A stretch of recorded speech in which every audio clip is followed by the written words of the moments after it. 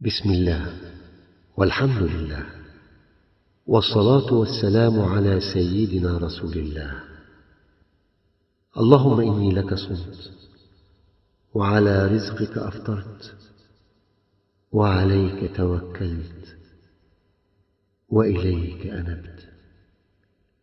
ذهب الظمأ وابتلت العروق وثبت الأجر إن شاء الله. اللهم إني إليك أشكو ضعف قوتي وقلة حيلتي وهواني على الناس. أنت رب المستضعفين وأنت ربي. إلى من تكلني؟ إلى بعيد يتجهمني أم إلى قريب ملكته أمري؟ إن لم يكن بك غضب علي فلا أبالي، ولكن عافيتك هي أوسع لي.